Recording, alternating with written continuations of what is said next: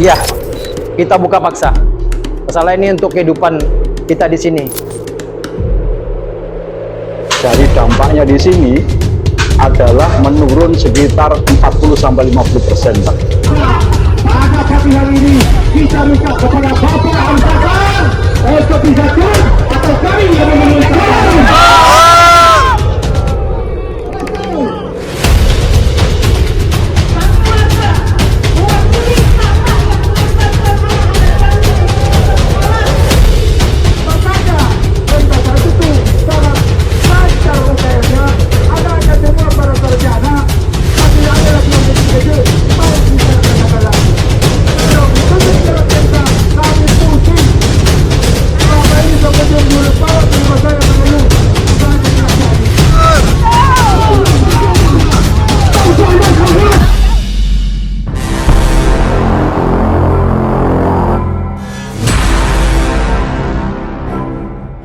Penutupan akses Jalan Genta 1 di kawasan RW 06 Perumahan Genta terus memantik gelombang penolakan dari warga maupun pelaku UMKM.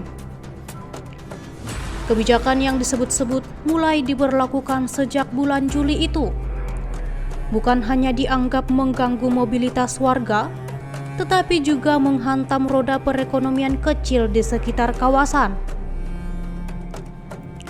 Sejumlah pedagang usaha kecil mikro menengah atau UMKM mengeluhkan penurunan omset yang merosot drastis, seolah napas usaha mereka dicekik oleh keputusan yang dinilai tidak berpihak pada masyarakat. Lantas, apa yang sebenarnya terjadi? Tim Yunus Reportase menghadirkan liputan eksklusif untuk Anda.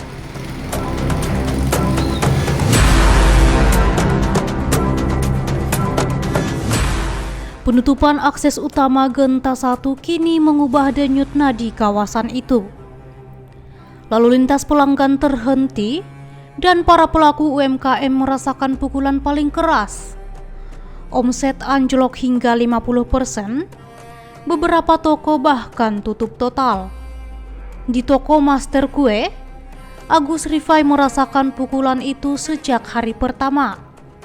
Usaha yang selama ini menampung 80 hingga 100 produk UMKM industri kue rumahan itu tak lagi seramai dulu. Pendapatan terus menurun, namun biaya operasional tak mau tahu. Ia tetap menagih. Dengan berat hati, Agus harus merumahkan 2 dari 4 karyawannya. Setengah 2, setengah 3 gitu kan.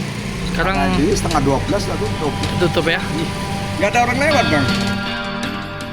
Ya. Nah, dari dampaknya di sini adalah menurun sekitar 40-50%, Bang. Jauh sekali. Jadi orang pagi-pagi nitip, siangnya balik masih penuh. Kalau dulu kan paling sisa 1-2 gitu habis kan. Nah, sekarang pagi bawa penuh, pulangnya masih penuh juga. Nah, bayangkan, Bang, efek yang terjadi yang namanya multiplier effect. Dia dari 78 orang itu, dia katakanlah punya suami istri aja 2 orang. Atau punya anak 2, jadi kan 4 orang tuh. 4 kali 78, berapa orang yang terdampak, Bang?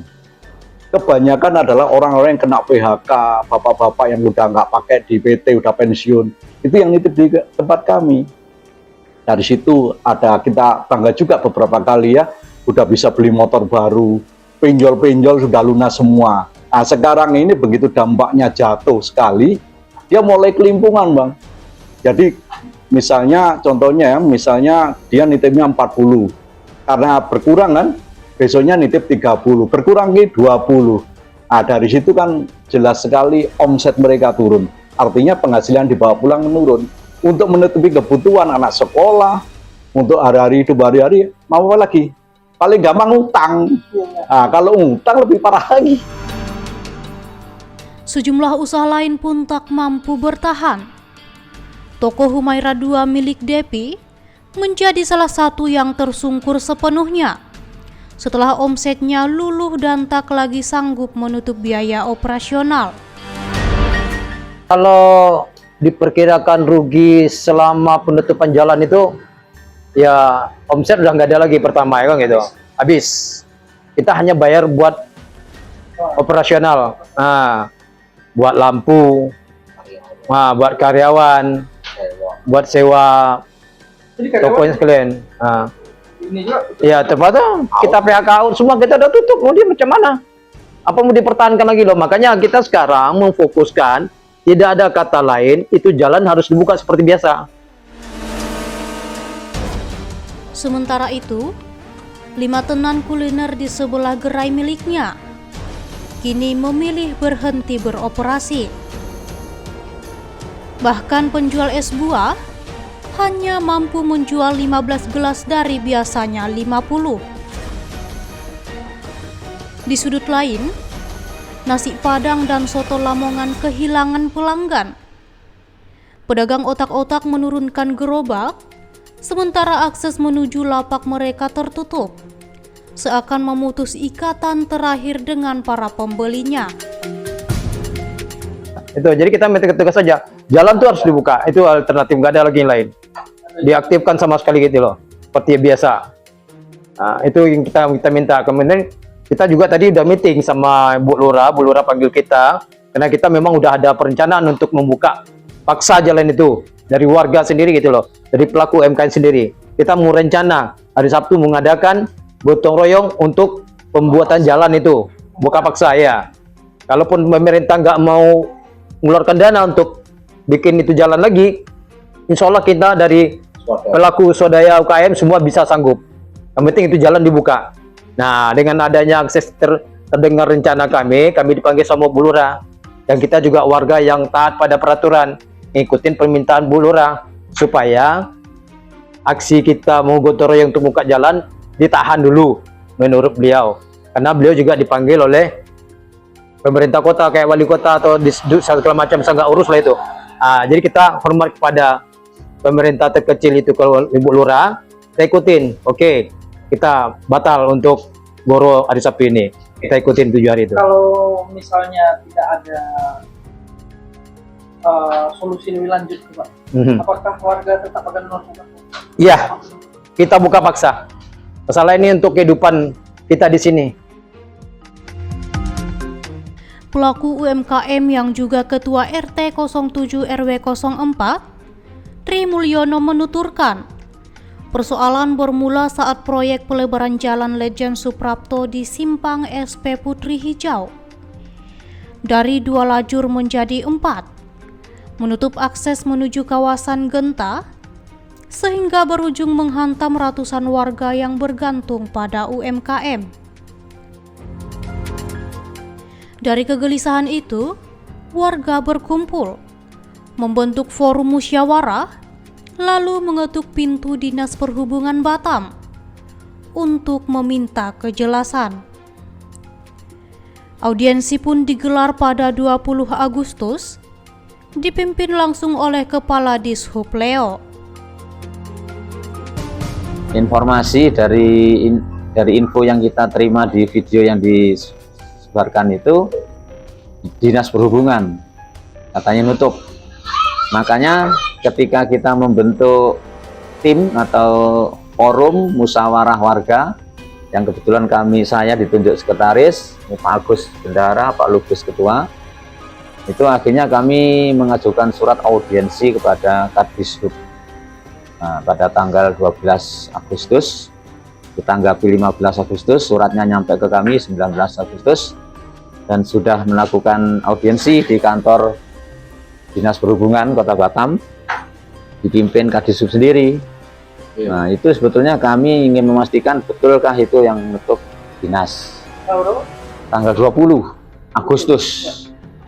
Ya, setelah di sana diskusi, audiensi, ternyata memang benar pernyataan bahwa Dinas Bina Marga perwakilannya mengatakan bahwa itu kami tutup. Dasarnya bahwa jalan itu sebetulnya itu bukan simpang 4, tapi simpang 3. Ternyata di sana ketahuannya Dinas Bina Marga yang nutup, bukan di... Ya, karena dia mengaku dalam rapat audiensi itu ada, rekamannya pun ada itu. Warga pun mempertanyakan penutupan itu, karena jalan tersebut sudah lebih dari 2 dekade menjadi akses utama. lengkap dengan lampu merah yang dipasang di Dishub. Bahkan pengecoran jalan itu berasal dari anggaran pemerintah provinsi, bukan inisiatif warga.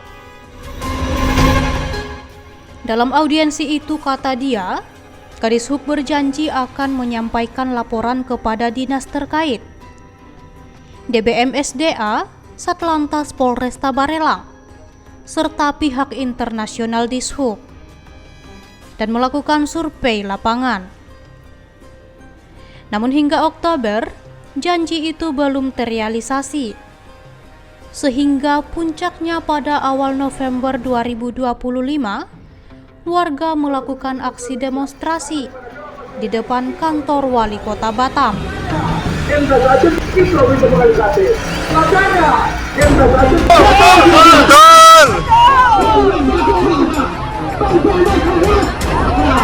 Pada pagi hari ini kita minta kepada Bapak Amsakan untuk bisa turun atau kami yang memerintahkan.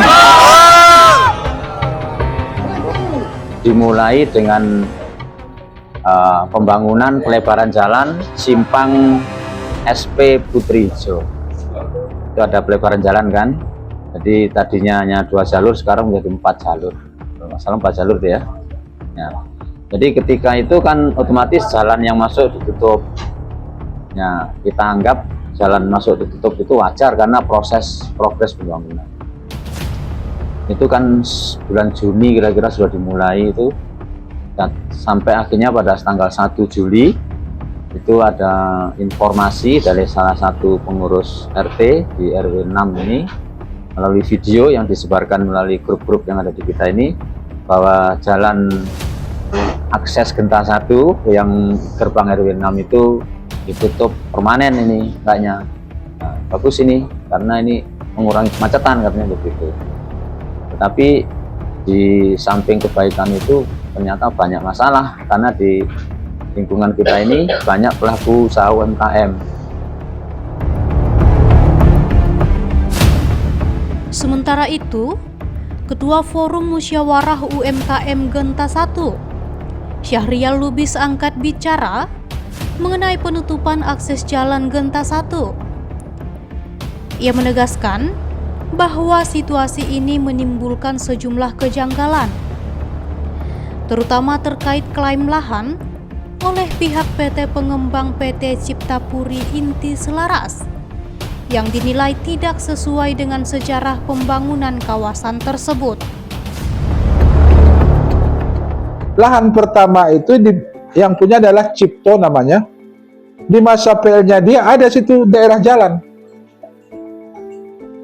Karena ada daerah jalan itulah makanya Pemko Batam berani menurunkan PL ratusan juta, sama pemerintah Kebri juga berani menurunkan ratusan juta untuk pembangunan semenisasi jalan tersebut.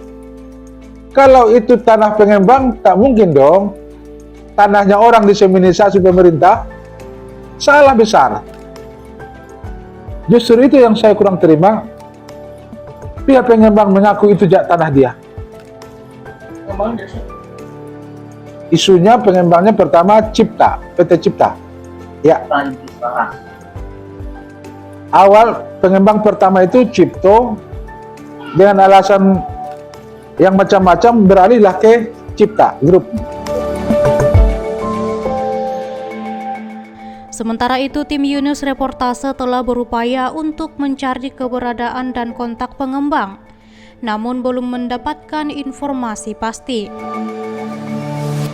Tim Yunus Reportase menelusuri perkembangan penutupan jalan Genta 1 dengan mendatangi kantor Dinas Perhubungan Kota Batam. Namun pejabat berwenang seperti Kepala Dishub Leo dan Kabid Lalin tidak dapat dihubungi. Sementara upaya menghubungi keduanya melalui telepon dan WhatsApp juga tidak mendapat respon. Meski demikian, rekaman audiensi warga dengan dinas terkait pada Agustus lalu terungkap Kabid Lalu Lintas. Edward Purba menjelaskan bahwa Jalan Genta 1 bukan jalan utama, sehingga tidak memenuhi syarat untuk pemasangan traffic light. Menurutnya, pelebaran jalan Lejen Suprapto bertujuan untuk mengurangi kemacetan.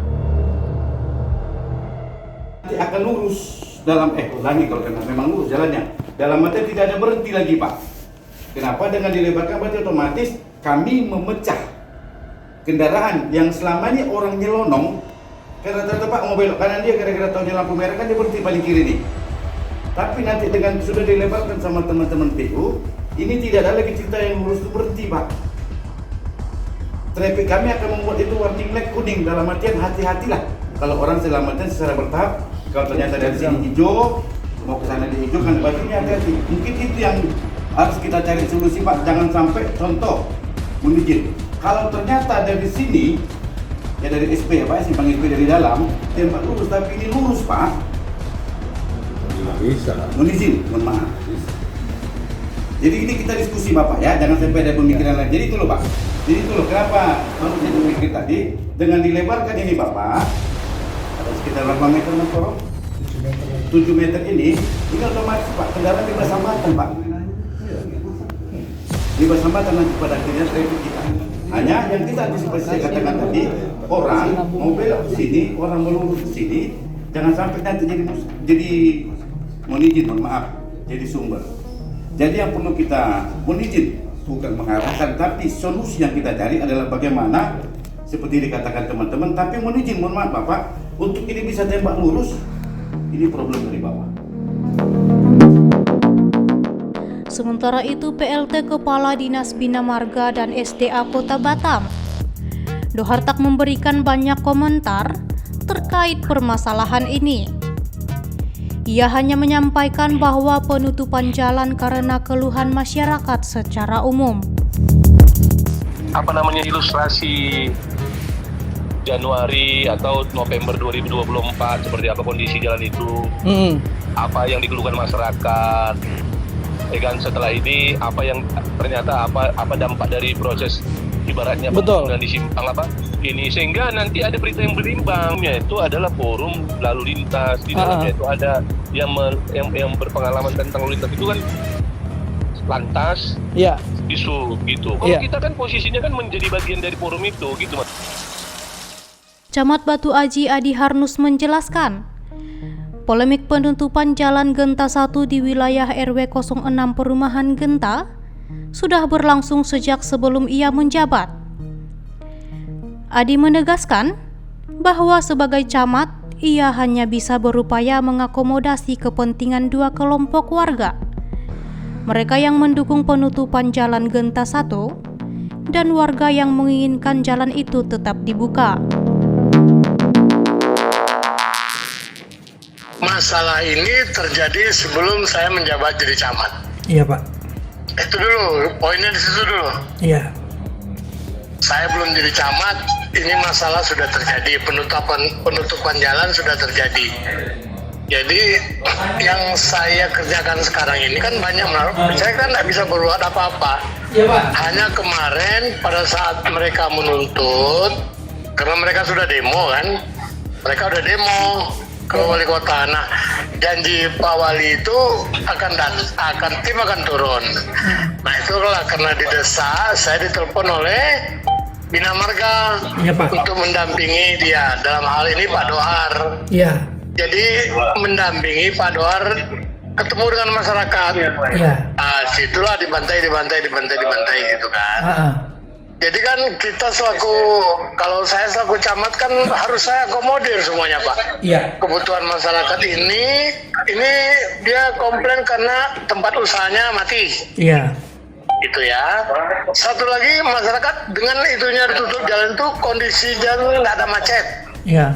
Nah, ini jadi, saya berpikir begini, kemarin saya dampingin supaya dari pemerintah, dari hal ini, dari Bina Marga dan Perhubungan untuk membuat pola rekayasa jalan itu diulang gitu, sehingga kebutuhan masyarakat ini dibuka, ini bisa.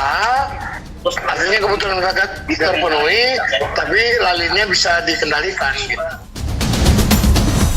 Sementara itu, Kepala Dinas Koperasi dan Usaha Mikro Kota Batam, Salim menyampaikan menilai penutupan akses tersebut tidak sepenuhnya menghambat kegiatan UMKM di kawasan Genta.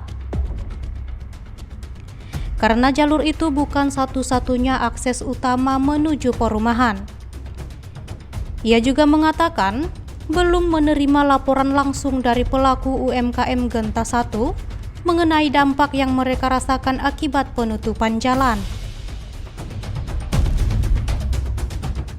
Itu kan untuk menghindari kemacetan, karena memang itu bukan akses utama kan. Akses utama perumahan itu ada sebelumnya, itu sebelum lampu merah. Kalau kita dari arah Kopar sana kan, maka itu ditutup. Saya kira dengan penutupan itu kan ada akses jalan lain kok. Dari Genta sana, dari kantor camat itu enggak tertutup kan, bisa ke dalam situ ke Genta. Untuk keluarnya memang bukan yang sekarang ditutup, tidak bisa, tapi sebelah kanannya itu kan ada jalur utama, pintu masuk utamanya mereka yang tembus ke arah SP Plaza itu. Oh iya, yang sebelum lampu merah ya Pak? Iya betul, nah itu sebenarnya akses utama mereka. Sekretaris Komisi 2 DPRD Batam sekaligus Ketua DPD PAN Batam, Safari Ramadan menegaskan pemerintah harus memberi perhatian serius terhadap nasib UMKM di kawasan Genta 1. Menurut Safari, solusi paling ideal adalah membuka kembali akses jalan, disertai pengaturan lalu lintas yang memadai, termasuk membangun pos polisi untuk pengawasan arus kendaraan. Kalau saya secara pribadi, ya itu harus dibuka, karena ada usaha di situ. Tapi takutnya nanti bagaimana dengan kecelakaan. Mungkin kalau saya mengusulkan harus ada pos polisi di situ, ada pos kepolisian di situ untuk mengatur. Solusinya begitu. Kalau memang UMKM ini jalan ini tetap dibuka, kan UMKM usaha masyarakat tetap bertumbuh, tetap melaksanakan aktivitas. Karena yang belanja di situ, yang lewat di situ bukan hanya masyarakat Batu Aji, mulai dari yang dari Putri 7, dari Putri Hijau, dari masyarakat Sebulung itu kan juga mengantarkan anak sekolahnya, dan kegiatannya juga berbelanja di situ. Ekonomi masyarakat kita tumbuh. Sekarang itu banyak yang tutup ya, kan kasihan juga. Tapi kalau untuk mengatasi kecelakaan, mungkin usulan saya solusinya harus dibangun pos polisi di situ, tempatkan dari polisi itu untuk mengatur lalu lintas itu. Penutupan jalan Genta 1 telah mengubah denyut nadi kawasan dan memukul keras para pelaku UMKM. Di balik angka dan omset yang merosot, tersimpan cerita perjuangan warga yang bertahan di tengah kebijakan yang terasa jauh dari aspirasi mereka. Kini, harapan bergantung pada langkah pemerintah selanjutnya. Apakah akses jalan akan kembali dibuka dan UMKM dapat bernapas lega? Atau gelombang ketidakpastian terus menghantam perekonomian kecil di Genta 1?